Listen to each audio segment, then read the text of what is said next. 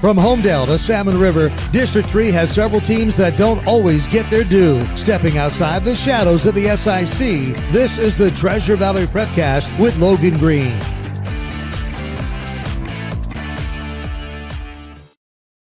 That's right. It's another edition of the Treasure Valley Prepcast here on IdahoSports.com, breaking down all the big stories you need to know for those 3A, 2A, and 1A teams in District 3.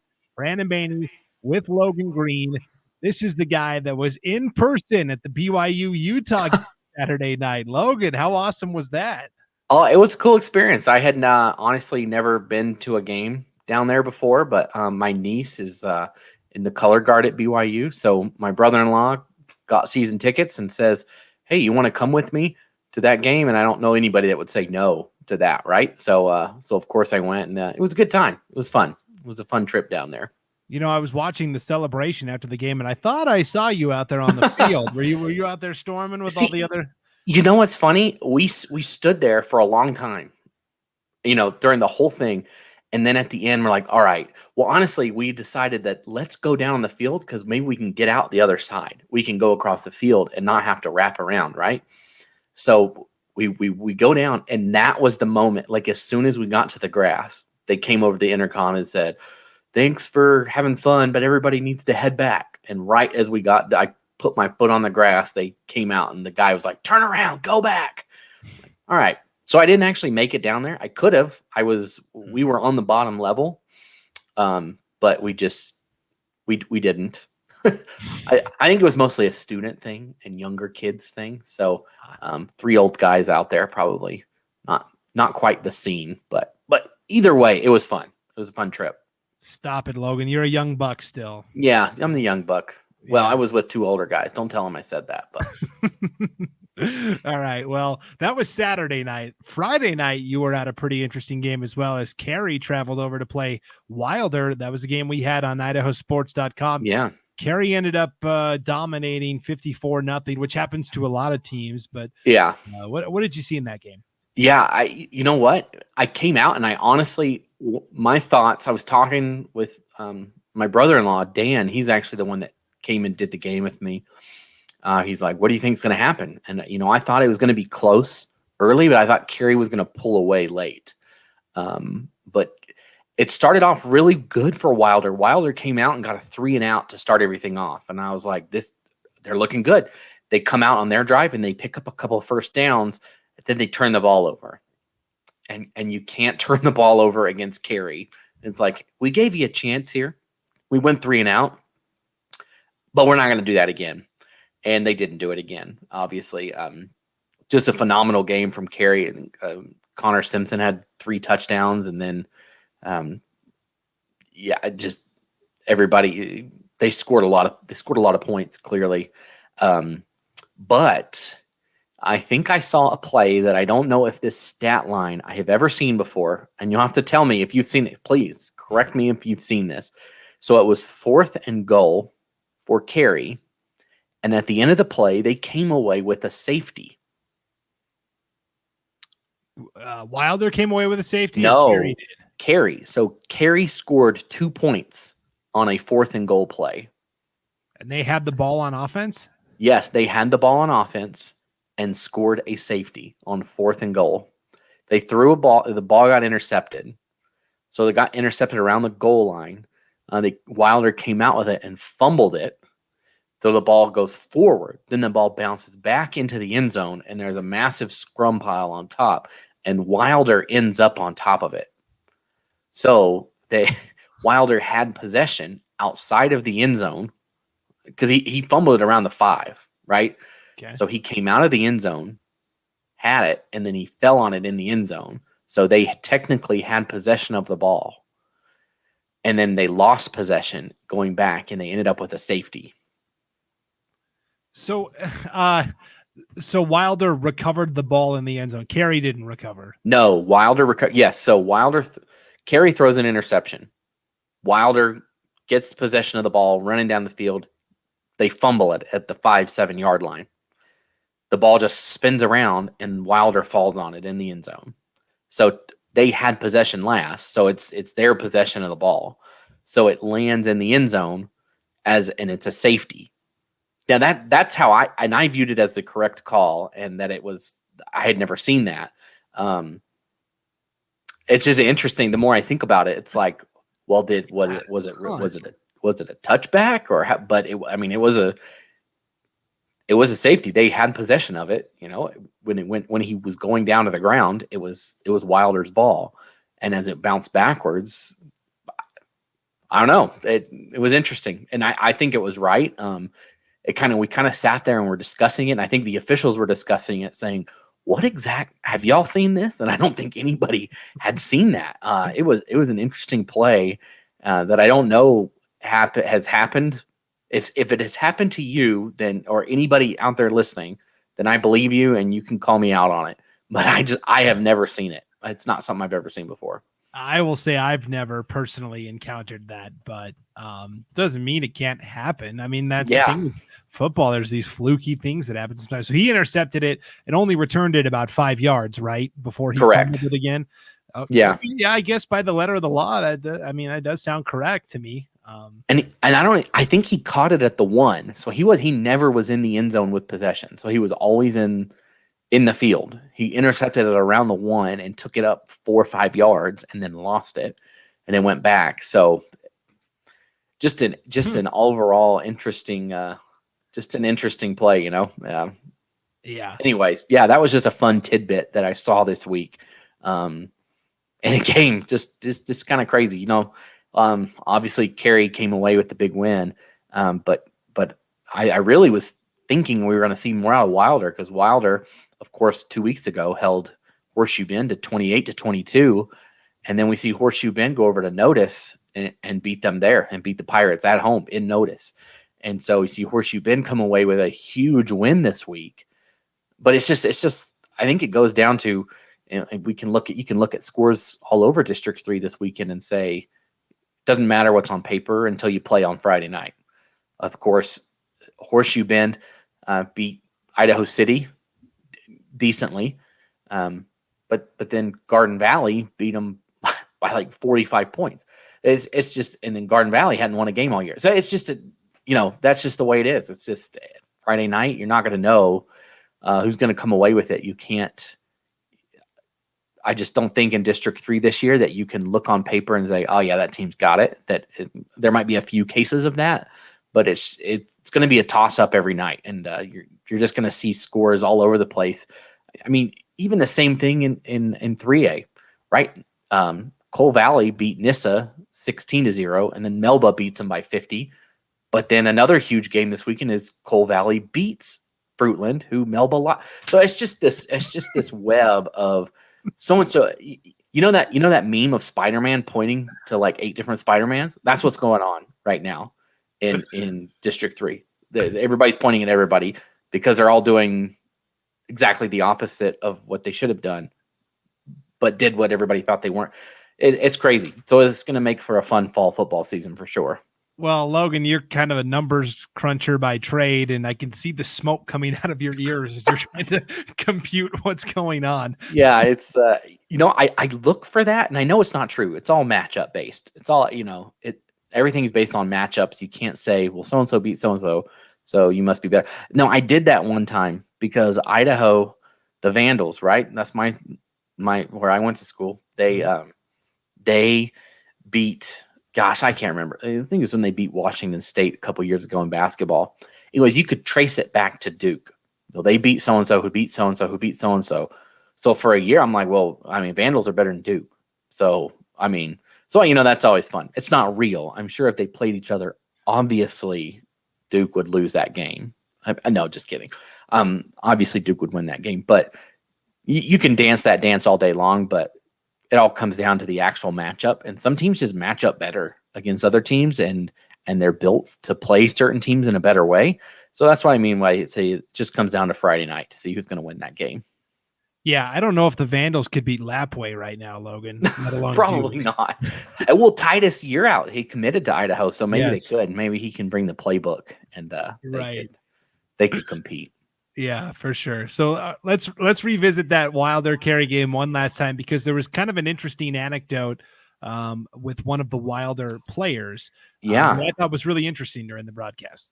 Yeah. So Hunter Onfrey, number 32 for Wilder, he got home from basic training the day before. So September 10th. Right. I believe that's what it was. They can correct me if I'm wrong.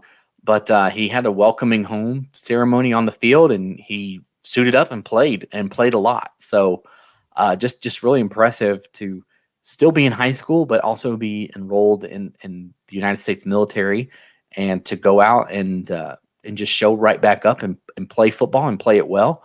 It was just impressive, and everybody, gave him a standing ovation as they recognized him there, and rightfully so. Like, I don't think I was that mature when I was his age to be in high school and joining the military, and just a great effort, and just a salute to him, to Hunter Onfrey again from Wilder for doing that. And probably, I would say, might be one of the most important high school athletes in Idaho right now. I don't know.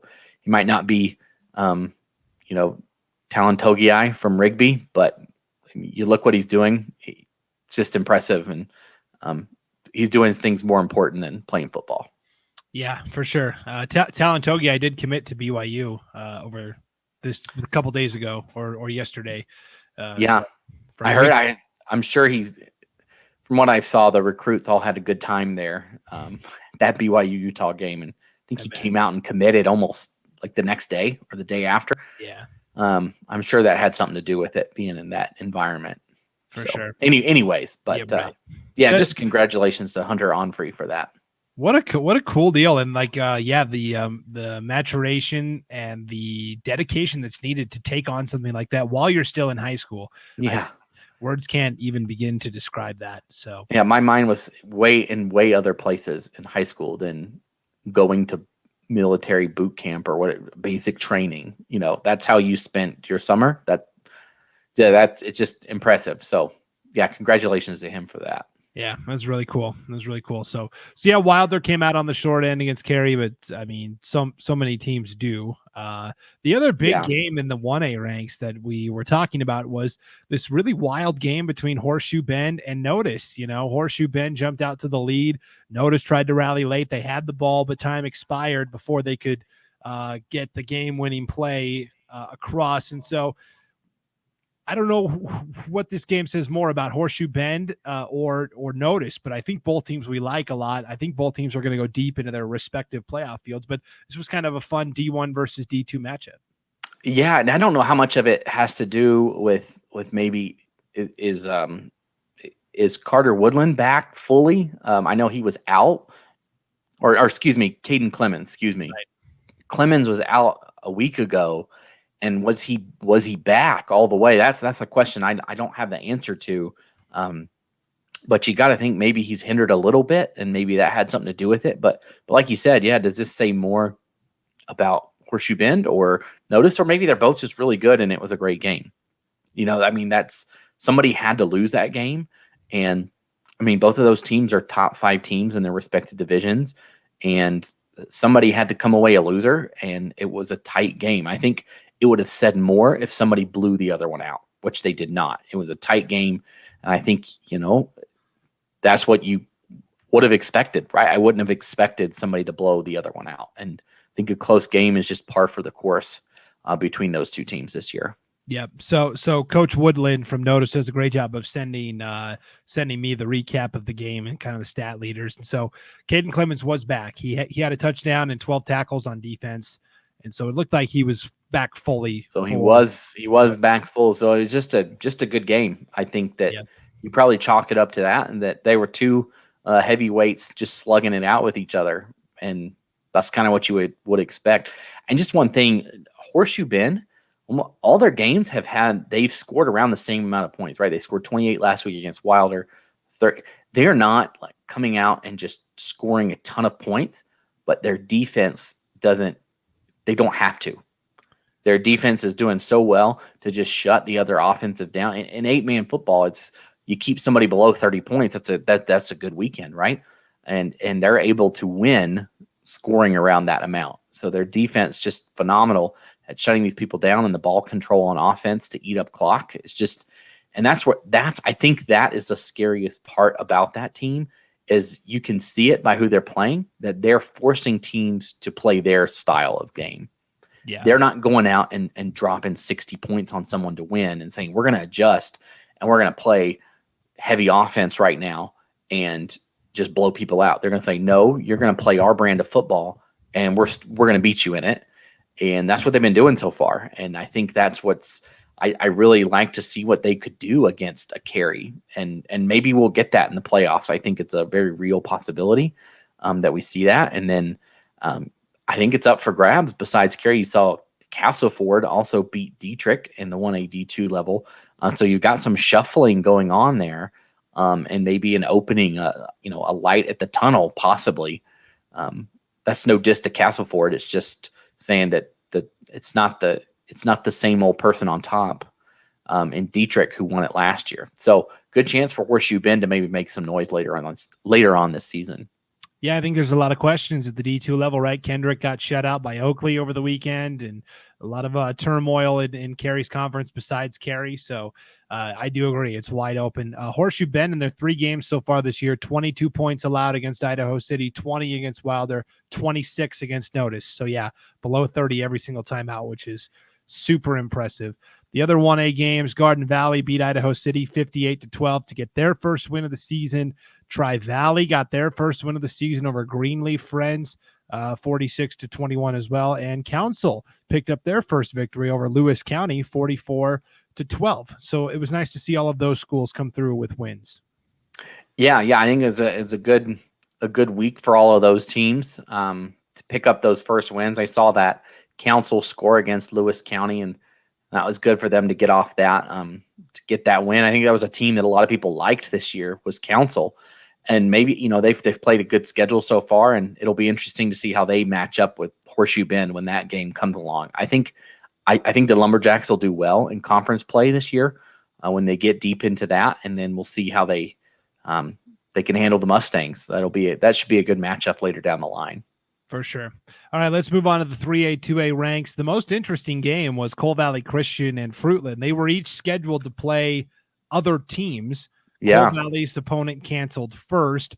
Fruitland's opponent canceled second. And like Thursday night, the two coaches got together and said, hey, why don't we play each other? Okay, sure thing. So no prep, no advanced scouting. It's, hey, we're just going to line up and do what we do and see who the better team is.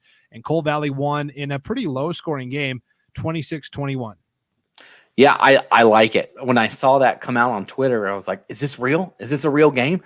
Like, just a great matchup to have those two teams play each other.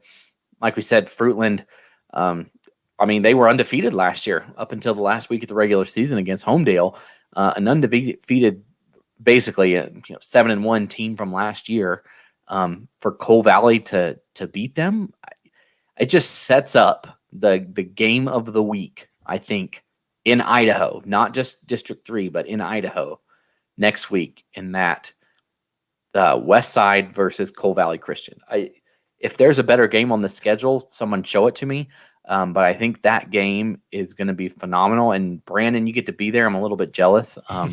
That's going to be it. And Friday is just going to be a great day for football everywhere. It's like supposed to be 70 degrees at kick. It's not going to, I think we're done with the heat. I think it's just going to, it's going to be a great fall evening to watch football, no matter where you are around the state. And that game specifically, I think is going to be one of the best games of the weekend, of the entire football season, not just this weekend. Yeah. Pair of 3-0 teams going at it Friday night in Dayton. Could be a preview of a potential playoff matchup further down the line. Otherwise, in the WIC, so Coal Valley came through with the big win. Nampa Christian, defeated Parma 41-6. That's kind of expected, and it's nice to see them beating the teams that they're quote unquote supposed to. New Plymouth played up. They played McCall Donnelly and fell 36-16. And then, we talked about Melba. Really took it to Nissel High from Oregon, 56-6. That was pretty impressive. Yeah, and it's like we don't follow those Oregon teams. I don't know how Nissa compares when they get their season going, but I know that they played Coal Valley pretty tight a couple weeks ago. And, Melba just kind of took it to them. So I really it's just I'm excited for the 2A to start. I'm ready for that conference to start. I think they're going to be some, when Nampa Christian plays Melba and Colval, when those three teams, I think, play each other, it is going to be, it's going to be worth the price of admission to get in to watch those three teams battle it out during conference season. Yeah, because you talked about trying to compare the schedules and trying to compare resumes and things like that. I mean, think about this. When you look at Melba and Cole Valley Christian, okay, they've both played common opponents, right? They've both played Nissa. Cole Valley only won 16-0. Melba, we know, won 56-6. But then both teams also played Fruitland, and Melba lost to Fruitland 20-16. And Cole Valley, of course, just beat Fruitland 26-21. So if you look at the Nissa matchup, you think, wow, Melba must be better. If you look at the Fruitland matchup, you say, well, Cole Valley must be better. So this is what we're talking about, right? Yeah, it's just that, what is it? The kettle calling the pot black. Is that what they say? It's going to be great football. I think when those teams play each other, we're not going to know until the game's played. And I said that a couple times already as we started tonight, but it's all going to come down to the field. And, there's always the fun game day picks on IdahoSports.com, and they're going to be wrong. Everybody, I feel like I have for sure this is going to happen, and then I get it wrong. And it just goes to show it. You don't know until Friday night, and it doesn't matter how much of a quote expert you are. They're going to play it on the field, and that's what's going to happen. If you go up a level, if we talk about Weiser, right? So Weiser, of course, they might be one of the best teams in the state across all levels. They beat, last week they beat Emmett. Here we go again. I'm going to do this. I'm going to do it because it's fun. It's fun. It's fun. So Emmett goes and beats Bishop Kelly last week, 21-0. Yeah. So you're telling me that what would Weiser do to Bishop Kelly, right? I mean, theoretically, it's just crazy to think about that they go out and they beat Emmett, one of the better 4A teams in the state. They're scary. And like I said, I still stand behind my Gooding pick. I think Gooding, that they look really good too, but I think it might be a Weiser Gooding state championship, or they'll meet in the semis. If one of them's not there, I think it's because the other one beats them in the playoffs. Those are my two. Of course, they'll both lose the rest of their games. Now that I call it, so I apologize to you both, Weiser and Gooding. But yeah, we'll see. We'll see. Just an interesting lineup the last couple weeks. Yeah, Weiser a 40-0 shutout over Grangeville. Grangeville's 0-3. I thought they would be better in the 2A ranks. Yeah, that one surprised me. And I know McCall Donnelly plays Grangeville this week. So that's one of them that, I think the Vandals are off, and they're the ones that are quietly sneaking around undefeated so far. And I think they pick up another win against Grangeville, and just like that, look at them floating around undefeated as they start to really heat up into conference play. And like I said, you never know what can happen. Yeah, so let's talk about that SRV, that Snake River Valley Conference, because you've got Homedale 3-0, you've got McCall Donnelly 2-0, Weiser is 3-0, Fruitland is 2-1 with their loss just coming last Friday. I mean, those four, and no disrespect to Payette and Parma, but I think there's a pretty big. There's a line there, unfortunately. Right. Yeah. Right. But to see those four duke it out this year, I think is also going to be very entertaining. Yeah, they're just going to beat each other up, and that's we'll see who emerges. But I mean, there's a very real possibility that they come out all with one or two losses each. That they lose to one and beat the other two, or lose to two and beat one, and it's going to be it's going to, we'll see. I think Weiser ends up coming out on it. And I think Homedale is second in that list, but I think that Weiser Homedale game is going to decide it. I think those two will be undefeated going into that game. But I mean, Fruitland and McCall Donnelly are going to stay there and say, wait, we're here. Look at our record. We're good too. And they are. And I think that if those teams are overlooking them, maybe looking forward to that game against each other, or looking forward to the playoffs, one of those teams they can't sleep on those two teams. I don't think they can just show up and just cakewalk through it. That they're going to have to come out. All those four teams, they can beat them. They can beat each other.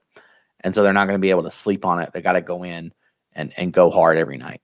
Yeah, for sure. Homedale, a very quiet 3-0 because they beat Caldwell in the season opener in a game that was actually pretty close. It was Caldwell's closest game of the season so far, 36-24. And then they played two Oregon schools, Ontario and Baker. And so when they're playing those out-of-state opponents, it's almost like out of state, out of mind, right? We're not thinking about it as much as if they were playing an Idaho opponent because we know a lot more about those. So Homedale 3-0, and I think we're going to find out real quick this weekend, Logan, what Homedale's all about. Yeah. Because in a very interesting game, they are hosting Sandpoint, a 4A team from all the way up north. It's a really good 4A team, by the way. Yeah, and maybe I jumped the gun saying that West Side Coal Valley game would be the game of the week because that one you could argue as well. I mean, Sandpoint, they have one loss. Their game last week got canceled, but the one before that, they played Coeur d'Alene and lost by 1 or 2 points. It was very tight game with Coeur d'Alene, and Coeur d'Alene is a 5A power. Like they are always good. They're always in contention, and they were right there. And, Sandpoint last year was they just needed to take one more step. Right, they lost in the playoffs in Eastern Idaho. I think they lost to Skyline is who knocked them out, but they were just right there. You could tell that they were on the cusp of it, and I think they've taken that step this year. And I know it's playing quote down to a 3A, but I don't think playing Homedale you don't play down to Homedale. Homedale, of course, last year beat Emmett, who went on to win the state champion or went to the state championship in 4A. So that'll be another great matchup. That's a long drive for this late in the regular season. You usually see that a week 1 or week 2 matchup, but heading into week 4, we'll take it though. We'll take that matchup. So that should be another good one right there on the banks of the Snake River in Homedale. Yeah, so Homedale hosting Sandpoint is going to be a great game. We talked about Coal Valley Christian traveling to West Side. We'll have that game for you on IdahoSports.com kicking off at 7 o'clock. There's 2 more games that really stand out to me on the schedule when I take a look at it, Logan. And the first one to me would be Garden Valley at Wilder. That's a pair of 1 and 2 teams. And again, this is probably going to further complicate how we view everybody's resumes, but this is a good one too. I think this might be where we see what separates between these two. Pretty similar schedule so far, or in terms of who they've played. They played some both teams have played Carrie, and I think was it 56-0, Garden Valley and 54. So it should be 2-0, right? It was the safety. That's the difference. So it'll be interesting to see how they come out. I think Garden Valley has a ton of momentum right now after winning that game against Idaho City. I think they've probably figured some things out. Wilder, it looked like they were trying to figure some things out last week, moving around the quarterback position, just trying to figure out what they wanted to do. And maybe that was because it was against Carrie. I don't think you can just do status quo against Carrie and win. You got to shake it up. But looks like maybe Garden Valley is putting some of their puzzle pieces together after dropping them all on the floor and having to figure out how to put it all back together. So yeah, that should be another great matchup, like you said, to see how Coach Yearsley does up there at Garden Valley and coming down the mountain to play at Wilder. Yeah, and then the last game I wanted to touch on, and this will sound weird, but Payette is traveling to Wendell, and I think this is a really good matchup between two programs that have struggled for a couple of seasons and are trying to engineer that turnaround. Wendell, the improvement under Coach John Helmendaller, who previously was at Columbia High School in Nampa, is night and day. Wendell is getting better. And for Payette, this is a good opportunity for them to go to 2-2. And this could be a really good measuring stick for both of these programs that are kind of in similar spots where they're trying to rebuild. Yeah, like you said, Wendell, that's been very impressive. Last year, they really struggled. And this year, it's been, like you said, there's been a couple times where I've looked at Wendell's scores and said, is that right? Is that they've come out and really impressed. And for Payette, that's a game that you can win and help carry you on and give you a little momentum because like I said, anybody can beat anybody, and they need that right now. They've had a couple rough seasons, as even a couple years ago they didn't even have a football team. Just the numbers were so low. And even there's another game that's very similar. Parma is going to American Falls. That's another game. Those two teams are 0-3. Somebody's got to get rolling there. I did that game last year. It was at Parma, and me and Wayne were out there and did that game. And it was a slugfest. They both like to keep the ball on the ground, just kind of run it. And it was a close, tight game. And again, I think just to build confidence, you want to see a win. It does a lot to get that win. Doesn't matter who it's against, doesn't matter how it came, but just win a game. And so again, Parma and American Falls, another good one to see who can get that monkey off the back, right? Who can get in the win column and go into next week with a little more confidence. Yeah, American Falls, I saw them play Aberdeen in their season opener. We did that game on IdahoSports.com, and they're a young team. They got a lot of freshmen and sophomores, not much size, and a kind of a really old school coaching philosophy of we're going to line up and run a wing tee and run it down your throats. I mean, I was down there when they were warming up, and most quarterbacks now, when they take the snap, they just clap, right, to get the ball, right? Well, American Falls is like the exact opposite. Like it's out of the 1990s. Down, set, ready, hit. And then they snap the ball. That's every cadence when they were warming up was that. And I'm like, oh man, it's just like 1994. Just getting down to it. Yeah. I mean, last year when I did that game at Parma, I don't think they threw the ball once. Yeah. I think they did, and it got intercepted, and they said, nah, we'll keep it on the ground. And they threw a couple times, but most of it was on the ground. And that'll be a game I think that you see both teams just trying to punch the other one in the cheek and see what sticks, right? And see who can cross that goal line first. Yeah, for sure. It's going to be a good slate of games. Before we wrap up, though, Logan, you've got some stars to give out. We do this every week here. Logan's 3 stars, where you highlight 3 teams/individuals that were worthy of consideration. Yeah, so we want to we're gonna go. We mentioned him earlier, but Hunter Onfrey from Wilder, of course. I mean, how does he not get one for wrapping up basic training and then going and playing in a football game the day after he gets back? So Hunter Onfrey, of course. He gets one of our 3 stars this week. And we're also going to give one Colton Meyer from Horseshoe Bend, a phenomenal game, 253 yards passing, 124 yards running, and 5 touchdowns in that game. So just a phenomenal game there as well to go along with 13 tackles. So Colton Meyer really did it all for Horseshoe Bend in their win against Notice. And you can't tell me that if they don't have Colton in that game that they don't come away victorious in Notice Friday night. So he definitely deserves one of those 3 stars. And then we're going to go volleyball for the 3rd. Hope Miller from Greenleaf. They had a big win against Wilder the other day. They won that one 3-0. And Hope Miller had 10 kills, 9 assists, and 3 aces in that game. So she played a phenomenal game in that. Can you ride? I think you just ride your bike. Maybe that's what they do when those 2 teams play. It's not very far. Just kidding. It's a long road full of corn. But, the Greenleaf Wilder game, those 2 teams very close. But, again, Hope Miller, 10 kills, 9 assists, and 3 aces in the 3-0 win for Greenleaf. So congratulations to those 3 athletes this week, our 3A 3 stars of the week. Yeah, and real quick, just for volleyball, the coaches' polls came out earlier today.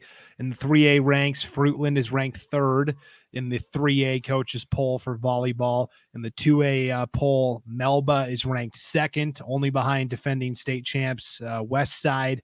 And then you've also got Nampa Christian tied for 5th right now.